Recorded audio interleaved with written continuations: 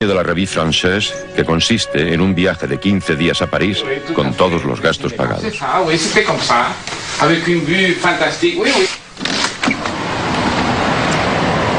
Para mí es muy emocionante estar en este balcón donde estuve pues en enero de 1958, después de un vuelo en Avianca interminable de 30 horas con escalas en 4, 5, 6 ciudades. Realmente hice todas las cosas que soñaba hacer, desde ver los museos, desde ver Notre Dame, comprarme libros, ir al teatro, pasear por las calles de París y sentir que realmente había llegado a mi ciudad. Esta era la ciudad donde yo me convertiría en un escritor, donde escribiría mis libros. Este viaje le abre el apetito de volver y un año más tarde Vargas Llosa consigue una beca para irse a estudiar a España. La beca era una beca de $120, que era mucho dinero en España en esa época. Nosotros podíamos vivíamos en una pensión, modesta pero perfectamente decorosa, del barrio Salamanca, y con $120 podíamos ir al cine, podíamos ir al teatro, yo me compraba libros, e incluso viajamos por España. Era una España muy provinciana, tercermundista, muy reprimida por la dictadura de Franco, sobre la que pesaba una censura muy estricta. Para mi sorpresa, muchos autores que yo había leído aquí en Lima, que a mí me parecía el fin del mundo, eran desconocidos en España. Sartre, por ejemplo, un autor maldito para la España del franquismo. Durante este tiempo feliz, Vargas Llosa termina de escribir Los cuentos de los jefes, pero jugándosela, decide irse a París sin esperar los resultados de una beca que había solicitado a la UNESCO. Así que apenas terminó la universidad, nos fuimos con Julia a París, gastándonos en eso el dinero que yo tenía para el pasaje de regreso al Perú. Y yo escribiendo furiosamente La ciudad y los perros.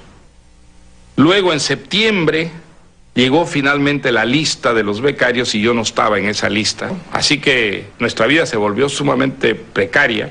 Y yo estuve, recorriendo todo París, haciendo desde el ramassage de periódicos que la Unión de Estudiantes de Francia había organizado para estudiantes menesterosos. Le daban una carretilla para que recogiera periódicos en las casas y luego la Unión de Estudiantes se lo compraba y con eso se ganaba unos francos, ¿no?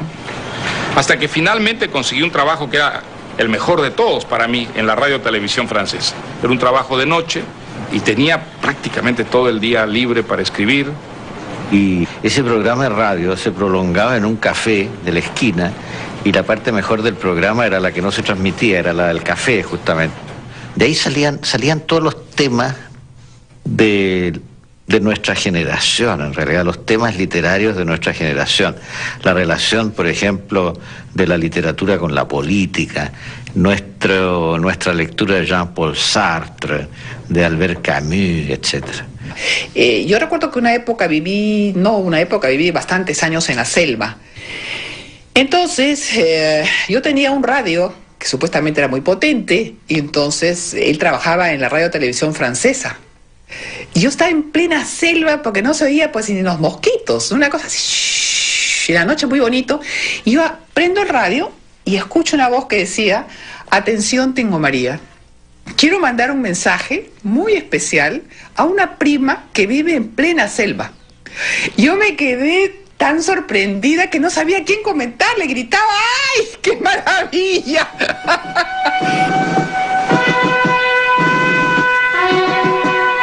A principios de los años 60, Vargas Llosa termina su primera novela, La ciudad y los perros, basada en sus experiencias del Colegio Militar Leoncio Prado.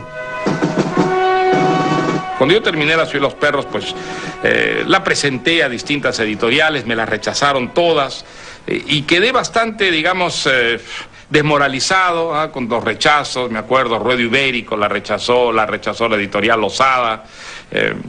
Y entonces, pues me puse a escribir La Casa Verde, un poco desmoralizado, ¿no? Y Claude Cuffon, este profesor francés hispanista, a quien yo le había dado a leer el manuscrito, me sugirió que le enviáramos a Sey Barral, ¿no? Yo conocí España, no pensaba que el libro pudiera ser publicado, jamás, allí con la censura todavía durísima que había. Estuve varios meses sin tener noticias, hasta que un día recibí un telegrama, que yo creo que fue el telegrama que cambió mi vida, que decía: he leído su magnífica novela, estaré tal día en el Hotel Pont Royal de París, búsqueme usted. Así que yo, bueno, lo fui a buscar, y Carlos Barral estaba entusiasmadísimo con La ciudad y los perros. Entusiasmadísimo, me dijo: ese libro lo publico de todas maneras. Me dijo: vamos a presentarlo al premio Biblioteca Breve. Me dijo: si gana el premio, pues eso nos va a ayudar muchísimo a dar la batalla contra la censura. Y lo gana. La ciudad de los perros pasa la censura con solo 8 frases cambiadas y se convierte en el mayor fenómeno que la literatura latinoamericana había producido hasta entonces. Y hizo otro telegrama de Carlos Barral que a mí me dejó maravillado: he aceptado 10 contratos de traducción para La ciudad y los perros. Bueno, yo creía soñar, pero realmente a partir de ese momento mi vida cambió. Hasta entonces yo nunca había pensado, porque yo no conocía un solo caso de un escritor latinoamericano que tuviese esa difusión internacional, que pudiera empezar a recibir dinero de sus libros.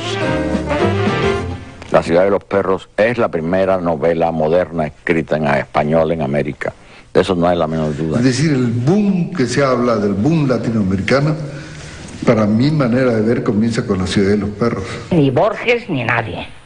Es decir, fue La ciudad y los perros que desencadenó una sorpresa, pero no solamente en el ámbito de la lengua, sino una sorpresa en Europa.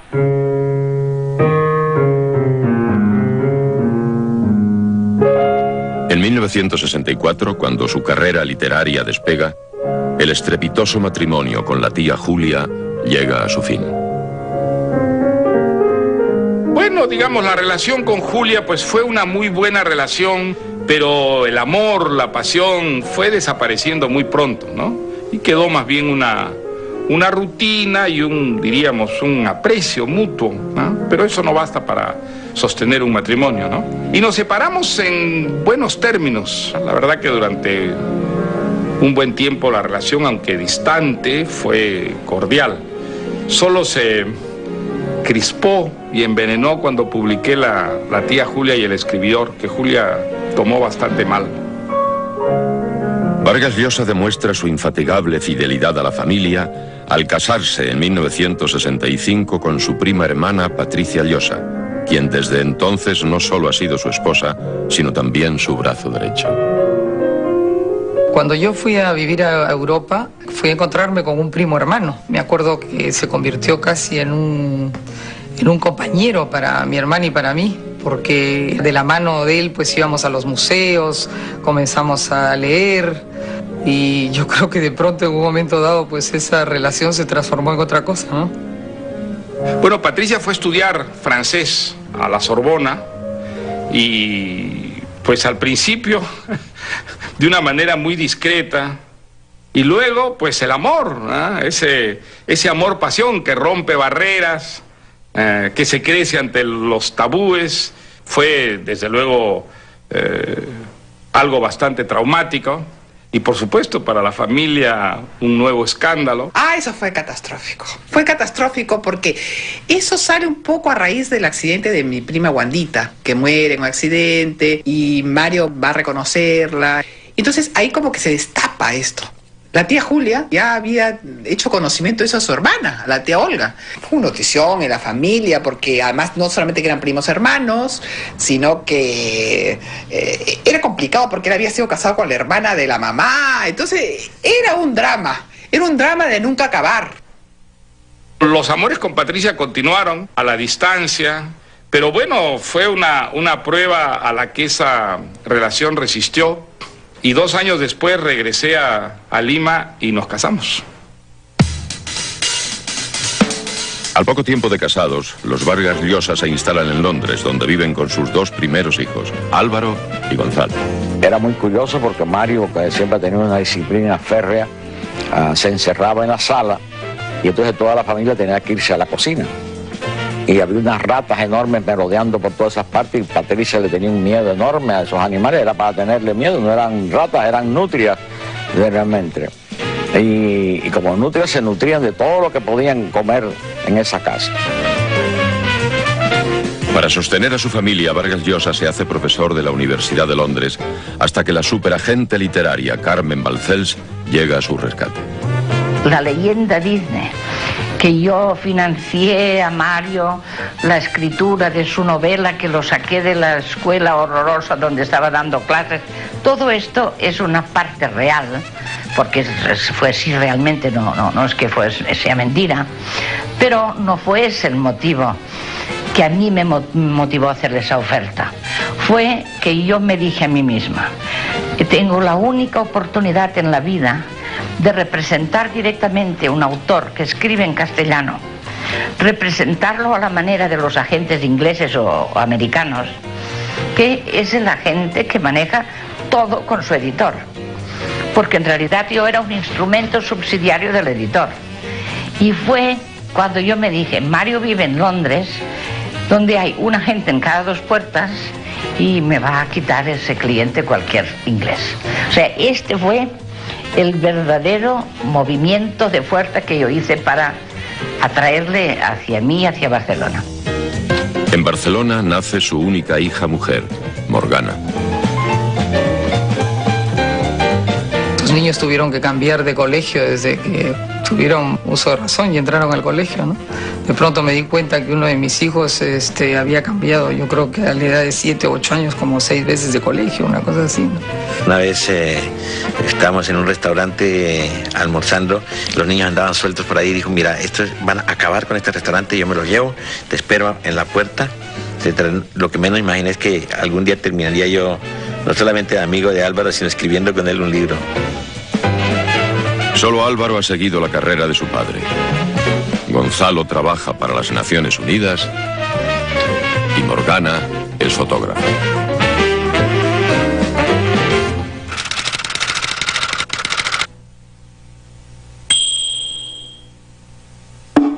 Después de La ciudad de los perros, Vargas Llosa escribe 2 de sus grandes novelas.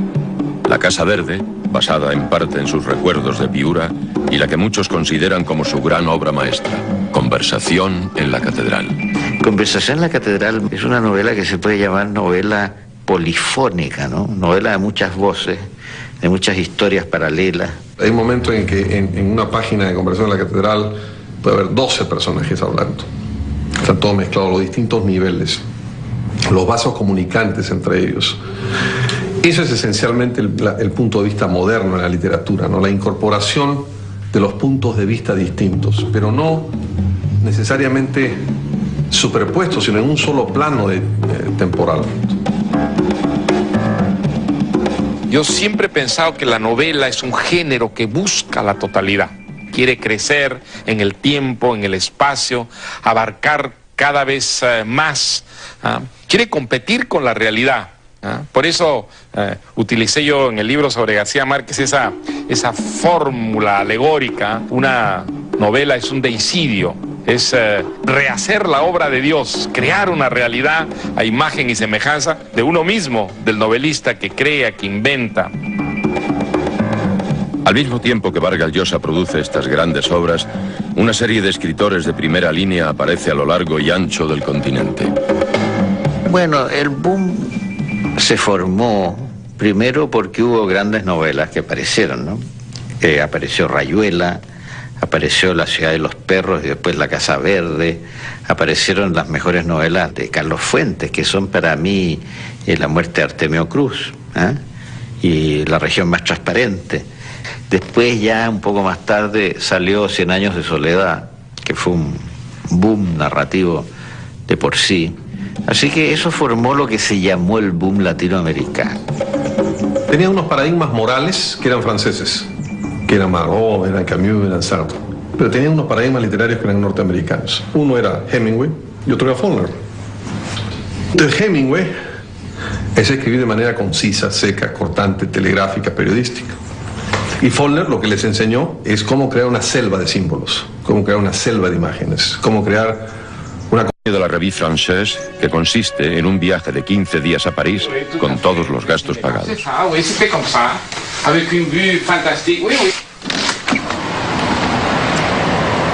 Para mí es muy emocionante estar en este balcón donde estuve pues en enero de 1958, después de un vuelo en Avianca interminable de 30 horas con escalas en 4, 5, 6 ciudades.